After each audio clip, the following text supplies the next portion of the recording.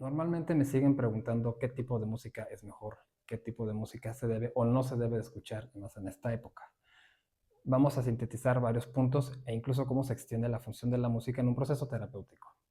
Lo primero, desde la definición y desde la perspectiva de la musicoterapia, no se puede decir que hay música buena o música mala, sino música que funcione en pro de los objetivos. Ahora, y esto vinculado a mi formación con programación neurolingüística, y que es algo que un servidor notó desde hace tiempo, que al final los decretos, los mantras, lo que pensamos, repetimos constantemente, se vuelve un hábito, se vuelve una creencia.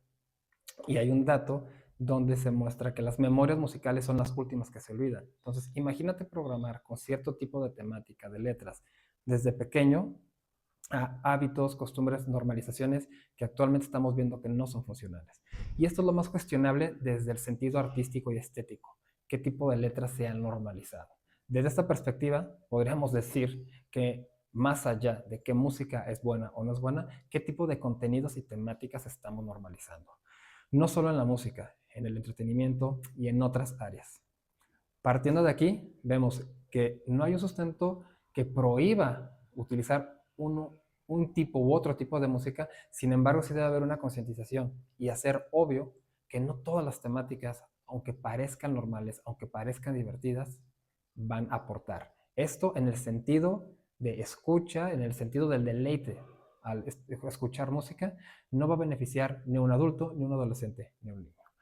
Partiendo de aquí y en esta integración, yo he podido trabajar precisamente seleccionando letras adecuadas dentro del gusto musical de la persona. Aquí vemos esta primera pregunta. ¿Qué tipo de música es mejor? Yo debo hacer una entrevista previa para conocer los gustos musicales de mi paciente. Lo podemos considerar desde el sustento de la identidad sonora. Debo conocer la identidad sonora de mi paciente y conocer sobre todo la identidad sonora grupal, cultural y grupal.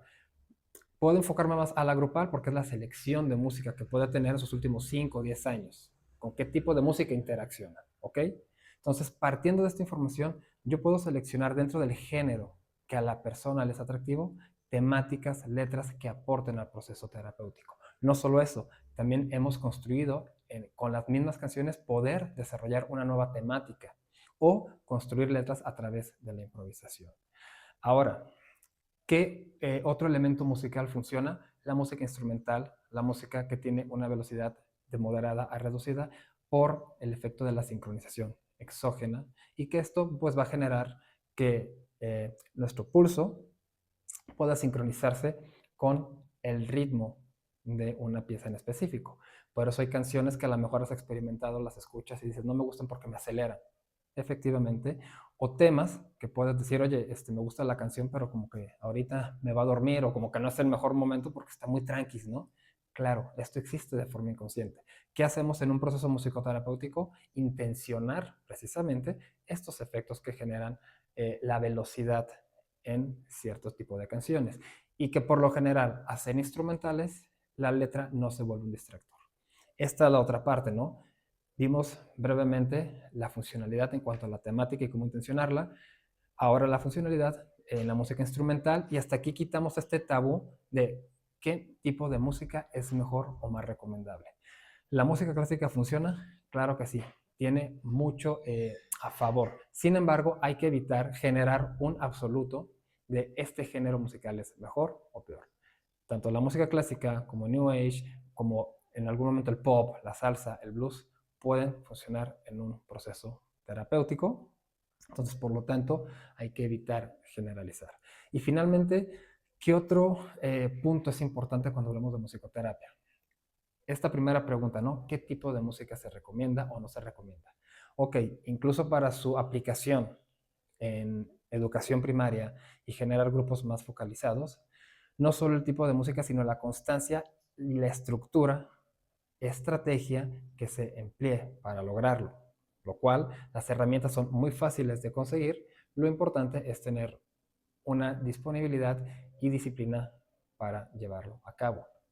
El mismo caso será en un proceso terapéutico o como apoyo a otras áreas terapéuticas. Bien, pero ¿con qué elementos contamos además del valor estético de las canciones y dejarnos de lado cuál sí, cuál no, cuál se recomienda, reitero, va a ser recomendable de acuerdo a los objetivos y necesidades del contexto o del paciente. Y en caso de música, de las canciones que tienen letra, cuidar particularmente el contenido.